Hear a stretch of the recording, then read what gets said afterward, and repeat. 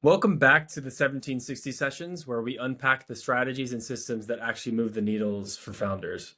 I'm Matt Reyes, principal at 1760 Strategic AI, and today I'm joined by Eric Mehta, Army veteran turned entrepreneur and founder of Amplify Yourself, a virtual assistant headhunting agency that helps entrepreneurs reclaim their time and scale with vetted virtual assistants. Eric, it's great to have you. Thank you so much, Matt. I appreciate the introduction. Awesome. Let's start from the beginning. I saw on your website that you were in the military. What was that like, coming through the military, being an Army captain to starting your own business? Oh yeah, I mean it's like night and day, but you definitely learn a lot. So you're working within an organization. I got multiple bosses, it seems, and you have no freedom of time or location. Uh, well, oftentimes there's certainly periods when you do. You're working as in a kind of a narrow lane. If you think of like a big organization, you're responsible for your own little corner, and expanding your influence beyond there is kind of a difficult and arduous process. Meanwhile, being my own business owner, I get to decide how it is I want to build everything, what it is I'm going to do. And it's a lot of freedom, but it's also a lot of responsibility to decide, well, how am I going to spend the next month instead of having somebody tell me? 100%. I think that's the beauty of being your own boss, being an entrepreneur. It can be overwhelming at times, but at the end of the day, you're the master of your destiny, which led me to starting my own business as well. Hmm. What leadership lessons from the military, stand out in particular with how that you apply on a daily basis with Amplify Yourself? Well, I look at a lot of the experiences, both following a leader, whether that's a platoon leader or a battalion commander, or leading others for any particular project. So you kind of see both sides of the coin. But either way, it's the fundamental human relationship, the having a mutual understanding of each other going in, having a system of communication, and avoiding miscommunications. And it's really the long term, which is the tricky part, because as time goes on, as you kind of get set into your ways, it's very easy for poor poor dynamics to develop. And as a leader, it's your job to recognize those and correct those, rather than kind of ignoring them, being afraid, and just letting things kind of go as they are. And certain times, the relationships we have with people, or the lack thereof, can impact the mission or the goal that you're striving after. So I bring that in when I'm building up my team here. The number one thing I focus on is having a solid relationship, so that we're always striving towards the same goals, and there's no misaligned incentives. Oh, that totally makes sense. That totally makes sense. I think that's the foundation of any strong organization is, the relationship with, all the members in it and making sure everyone knows their role. So I totally relate to that. Um, Tell me a little bit about Amplify Yourself. How did you get into this space specifically? Yeah, specifically virtual assistants. I noticed on the website that there's specifically Filipino virtual assistants. Why the Philippines? I'm very interested in that because I'm half Filipino. My Hmm. family is half my family's in Manila, so I'm very familiar with it. So from a personal standpoint, I'm very curious. I mean, I do know a lot of virtual assistants. That's a huge, huge Mhm. source of VAs in the world in the Philippines. And so, yeah, I would love to learn a bit more about that. Yeah, I mean, as you've described, there's just a great opportunity there. There's a lot of people, hardworking people, talented, with a lot of the attributes that are great for a worker in American business culture, working at extraordinarily low rates simply because the U.S. dollar goes so much farther in the Philippines.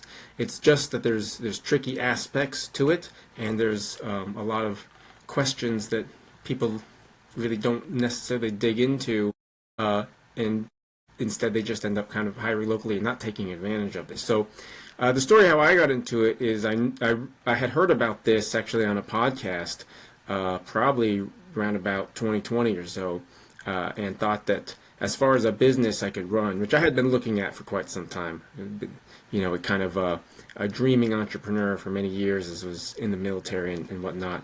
And I thought, this is something I could do in terms of on the back end, in terms of being able to vet people, assessing people, in kind of I was oftentimes doing a support-based role in my experience in the military too. So, I mean, honestly, a lot of the skills we're looking for, attention to detail, communication, systems, processes, organization, all of those kind of attributes are exactly what I'd look for in someone kind of doing my kind of work. So I just thought this is something I could do, but it didn't really happen until 4 or so years later when I saw the opportunity. I saw this online offering, free masterclass followed by a pitch for a system, a blueprint, a business blueprint to build this exact business with coaching to go along with it. And there were so many things I didn't know about actually running a business that I really learned through the setup there, as well as really the skills and the system to get high quality virtual assistants. So it's just the right opportunity at the right time and the courage to take it and run with it.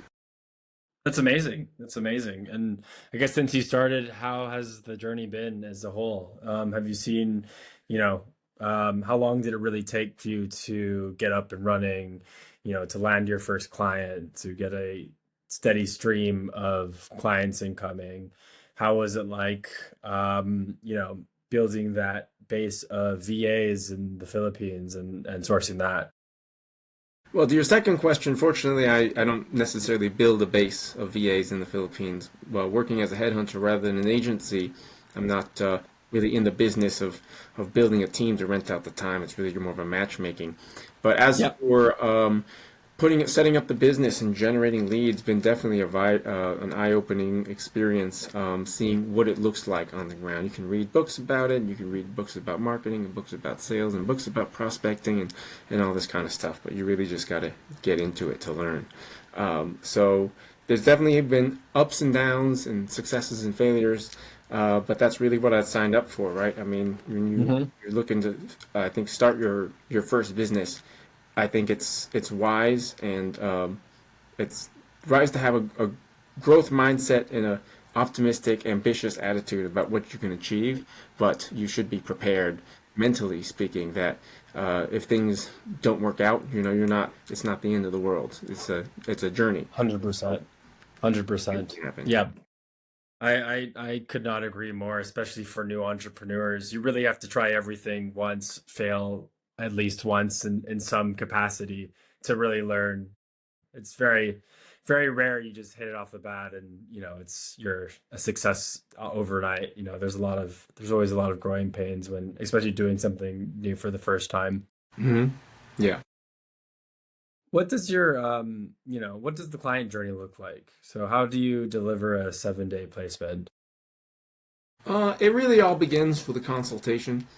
If someone's come to me believing that a virtual assistant may be the solution to their kind of repetitive task, time-consuming task type of problem, we have a talk about their business and where they kind of see a virtual assistant operating.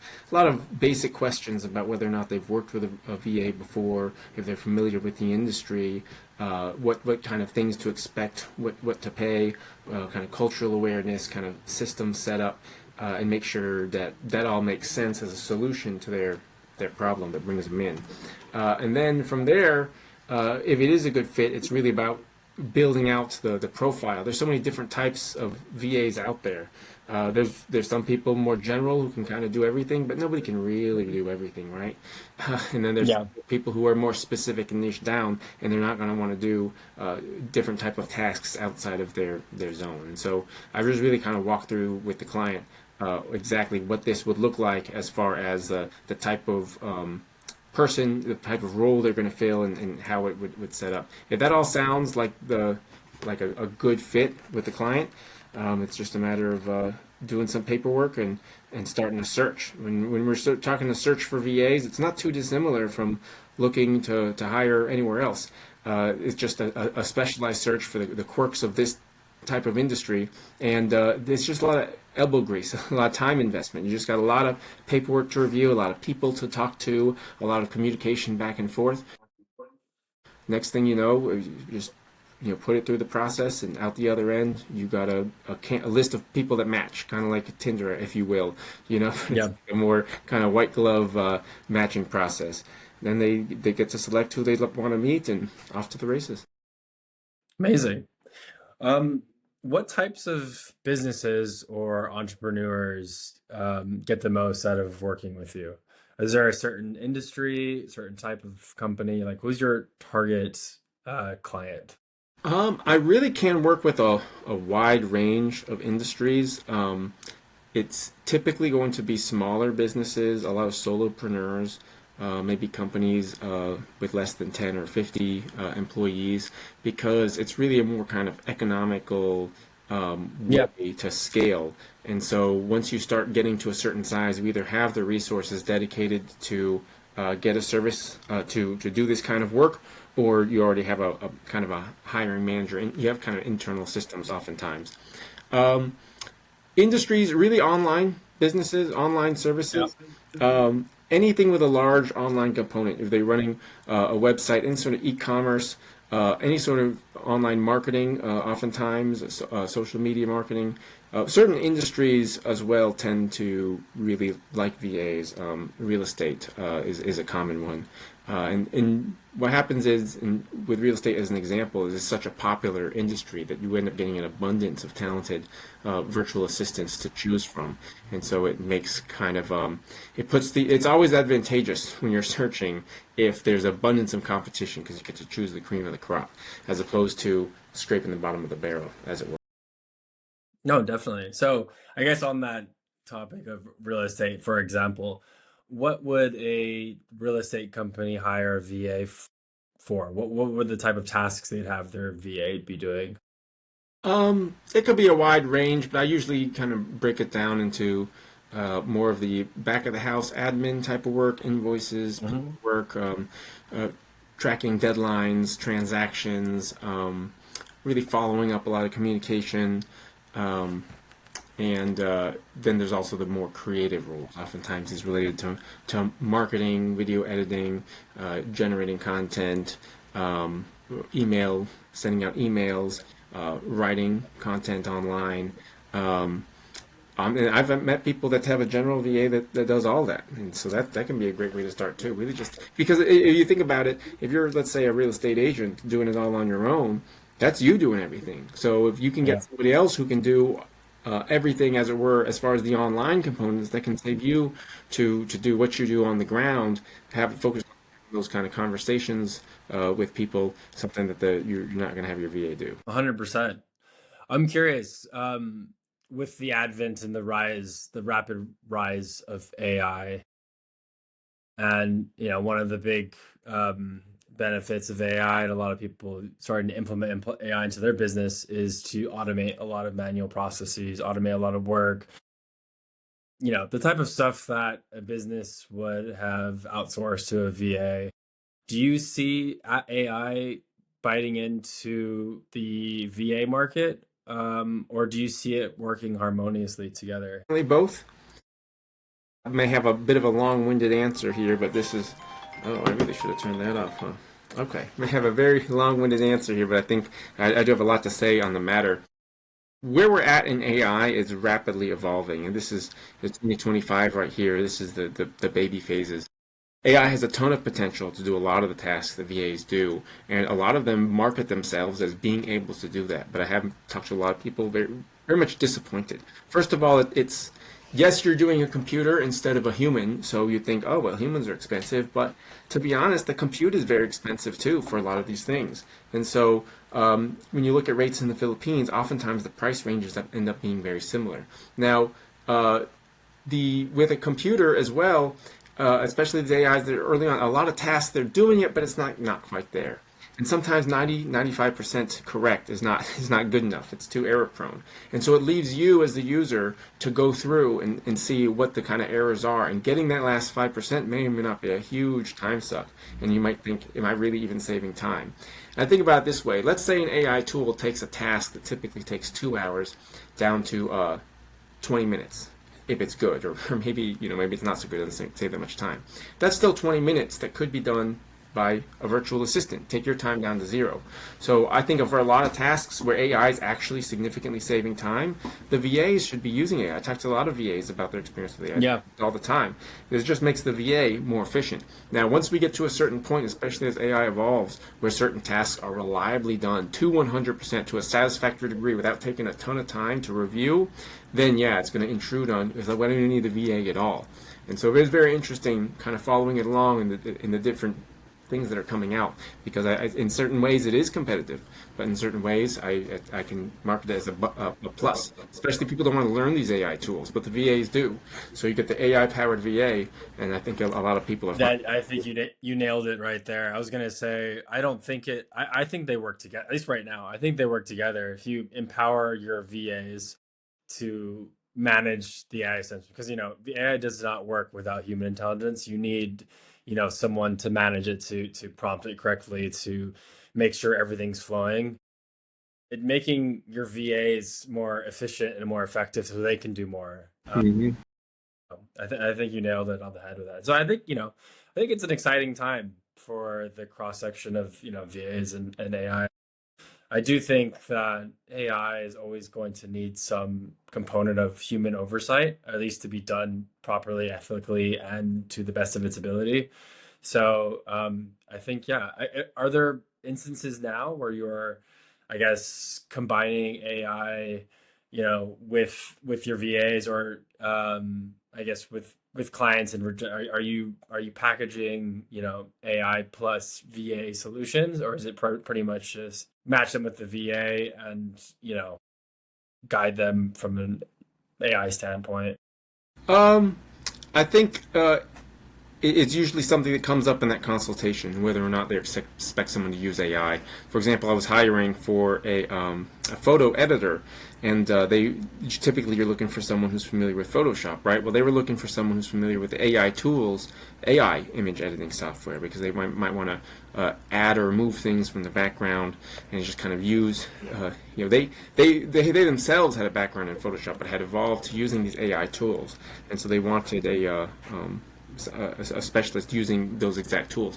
That's just like one specific example. I have also hired for AI companies for VAs that are up to speed on the latest and greatest in these AI technologies. There's not a lot of them out there because they're all tend to be paywalled and have a credit system. So if you really want to get down and dirty using these advanced cutting edge AI tools, you got to be able to invest, which generally speaking, in VAs in the Philippines looking for a job, does not have a lot of money to throw at these kind of things. But I think it is also, it's coming along. As we find that these tools are worth training on, there's a market for people to master these tools to get these kind of results. Is there a specific reason for, I'm not sure if you touched on this earlier, if I may have just missed it. Why the Philippines, and just the Philippines? Why not other countries? Is there a specific reason for that, or is it just easier, or like having everything concentrated, the Yeah. market better? Yeah, you had asked me, and I forgot to answer about that. Outsourcing, various agencies and headhunters and services out there really do all over the world. Philippines has been a very common and popular place for a variety of reasons. It's a combination of the low prices, the very high English proficiency. It's a national language. Everyone there generally speaks English sometimes with a incredible, essentially no accent at all. So it makes the communication very seamless. They have a westernized business culture. So as opposed to maybe if you're working with somebody from India or Pakistan, for example, there's a bit of a cultural clash that can happen at times. But it's really, there's a big pool of talent because of these jobs have been popularly outsourced over there, starting with the big companies, and then as the people over there started gaining the skills and getting matched directly, especially through services like online jobs, they're able to match directly with business owners in America. And so there's just a lot of people with a lot of skills there. And I think while you could get similar results in Latin America and in Eastern Europe and in certain places in Africa. And I may at some point down the road take advantage of the different specializations of each of these countries. As I Yeah. mentioned earlier, I'm about a year and a half into my business here, and I'm looking to kind of specialize in what is the people in the Philippines generally very good at, and kind of work from there. And if I, for whatever reason, I find somebody who's maybe better suited to a Latin American virtual assistant, then I'll certainly point them in the right direction, unless I add that as a Yeah. service down the line. Yeah. Amazing. Um, are you currently using AI within Amplify Yourself? Whether that's operationally, from a marketing standpoint, from a client success standpoint? I would say I use AI every day, personally and Yeah. professionally. Um, I would not say I have deeply integrated AI into my systems and processes. Me and my team, we are just frequently using various AI tools just to help us with the stuff we would have normally done. We're talking about writing. Writing in general, I use it as a crutch on writing, to be honest. Um, and Drafting, just communications in general, research, um, figuring out. Let's say, for example, I'm generating a custom job description for a customer. I've got some templates already built in. I have one of those gems, as is in the Gemini, right? Yep. Set up the way I like it, so that when I have a meeting with a client, we come up with a job description. It's very easy able to just kind of spit it out for me. I give it a once over, Yeah. bam, I'm on the Yeah. next step. Yeah. No, that's amazing. That's an amazing, use and time-saving use of AI, and that's what we love to see. Um, what's your current, I guess, client onboarding process look like from, I guess, the outreach, the lead gen to having that first discovery call to figure out what their problems are, what they need a VA for, and Hmm. then using that time to find, headhunt and find candidates, and then I guess the delivery. What's that whole process look like? Oh yeah, I think that's probably boil that down a little bit. Such a can be quite complicated. Going to lead gen, I mean, the leads can come from anywhere. To be honest, I mean, I do a lot of network. Yeah. I do a lot of conversations with people in this space, and So people. just like LinkedIn reach out and stuff like that, or I use LinkedIn. I use Instagram. I use Alignable. This is okay, for yeah, virtual. some There's meta ads. I have used paid advertisements. I think a lot of my competition uses paid advertisements, so I'm looking to go kind of a different channel. No Hmm. return at some Yeah, point. But Really, at the end of the day, you're connecting someone who may benefit from having a VA. So the first question you're going to ask yourself is this the good fit for my particular service? And so I have some kind of basic questions I like to ask there. And if so, then we have a range for a longer conversation. And people are very busy. That's generally they're very busy and it's hard to track them down, pin them down, and really get into that conversation. And that's my target market, right? They're so busy, they're yeah, overwhelmed. The VA may be the solution. So it can be a bit tricky, but once the eyes are open and they see the value that I provide, and if it's a good fit, then it's really just the systemized process. I got this from the coach, if you remember, and that came with it. So really, I had a systemized process from customer one, which is really really nice for somebody who hasn't run a business before to, have a structure to some extent. and has that structure? Do you find it's smooth, or is there other parts that you would ideally would love to I guess improve, automate, etc.? Oh What yeah, are the most time consuming parts? every iteration is a bit of a learning experience. You see some sort of unforeseen problem, you're like, oh, okay, and then you just Yeah. anticipate. And I've made alterations to it since I've been doing this to kind of anticipate and prevent problems and hiccups and miscommunications that might happen. Again, I wouldn't say that some people have a kind of AI and then connected to Zapier and just connected like shooting around draft automatic. I don't know. I don't think I've done anything quite so dramatic and advanced. Not to say I wouldn't be opposed to it down in the future. I Yeah. have to make sure that it's worth the investment for all. Investment. Yeah. At a certain point, yeah, I love to speak directly and talk directly with my customers. And when I Yeah, lose that ability 100%. due to volume, then sure we'll integrate AI. But right now, I just get on the phone. Yeah. Yeah, no, I think regardless of if you were to install more AI into your business, you should never lose that, direct to client, connection. I think they should always hear your voice at some point. Hmm. That's something you can't really automate, is that the client experience. There's parts of it that you can enhance with AI, that can make it better, but nothing's gonna ever replace human customer interaction and customer service. Hmm. Which is another reason I feel comfortable that the VA business will always have a place. There'll always I be a think place so for as well. I hardworking, mean, I'm good people. as someone in this business that in AI consulting and helping businesses implement AI, one of the things that I very much stress is AI is not going to replace human employees. Like, you need human intelligence to make sure AI is operating. Sure, it can make a team of, a company of 10 operate and with the ability and the efficiency of a organization of 100 or 200 people with AI and scale upwards. But that's the same, yeah, it's the same idea with VAs, because VAs are essentially, you know, um, human intelligence and human capital. So Hmm. I don't I'm right there with you. I don't think the VA industry is going to be negatively affected by AI. If anything, I think it'll enhance it, because um, when you do have VAs that are upskilling in AI, that are being masters in these AI solutions, like these enterprise type AI solutions, like N8N or Zapier, or whatever AI led CRM flavor of the day that you have. There's a Hmm. million of them now. You need an expert in that, and there are people, VAs that are becoming experts in these things. Yeah, yeah, exactly what you're saying there. You're trying to run a business. There's what you just can't be the expert at everything. And this stuff, No. it just didn't even exist 6 months ago. And then 6 months from now, it'll be like, oh, how good are you at this new thing? It's like, what new thing? Yeah, So, exactly.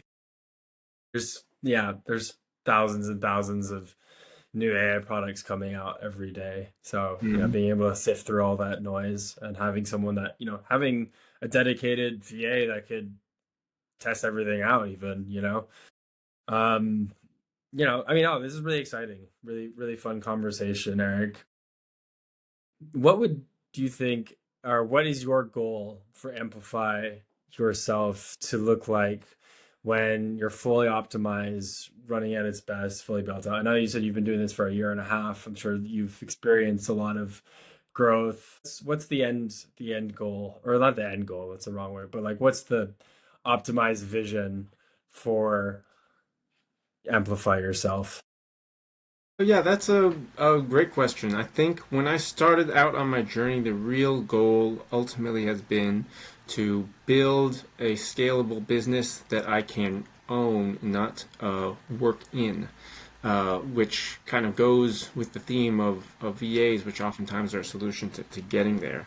I want to have a team that can run enough components of my business that my uh, actual time investment into it is not so great, and so it becomes like right now it's more than a full-time job. I mean, this is my life as I'm building this, but I'm looking to build to a point, build enough teams and systems that the commitment is if you remember 4-hour work week. I don't know if I can pull necessarily Of that course. Yeah. Who enough to cares? free up my time for other Yeah. ventures, for adventures. I'd like to travel around the world. I've been saying that for most of my whole life, and I plan to start quite Hmm. soon.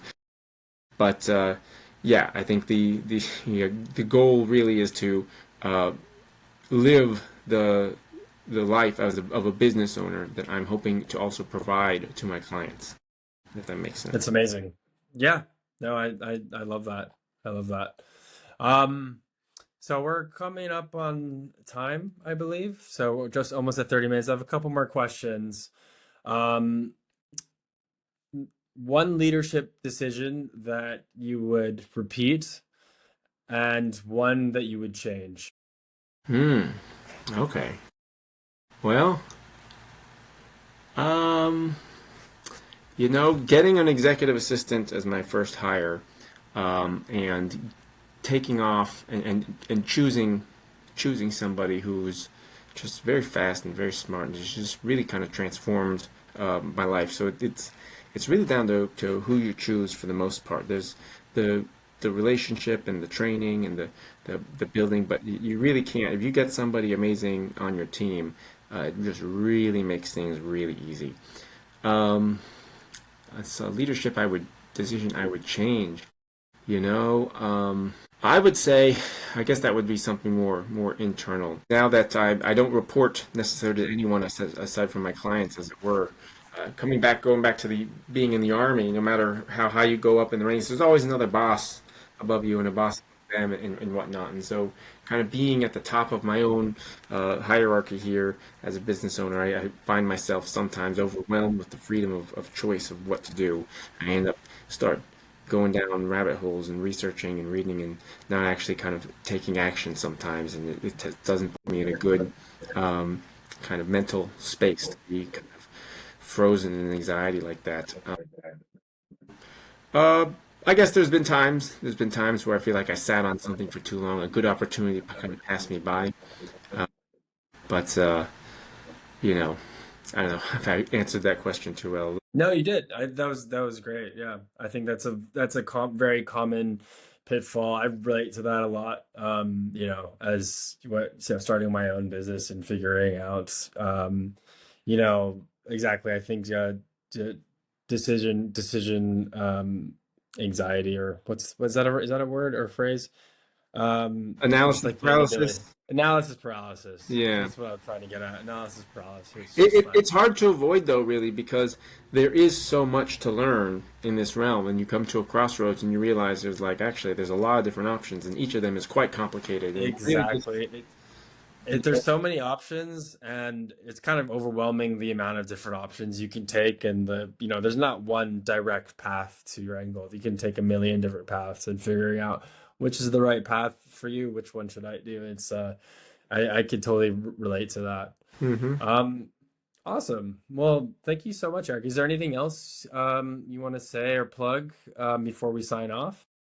Um, no, I appreciate the offer though. It was a pleasure speaking with you, Matt. Awesome. Awesome. Well, thank you all for listening. This has been the 1760 sessions, and this has been Eric Mehta from Amplify Yourself. Check out amplifyyourself.com if you're interested in getting a VA for your business. Well, Eric will definitely help you find one. I should jump in. It's amplifyyourselfnow.com. That's the domain name. Amplifyyourselfnow.com. See something. Apologies. Yeah. Yeah, amplifyyourselfnow.com. Appreciate it, Matt. Awesome. Thank you. Yeah. Thank you guys.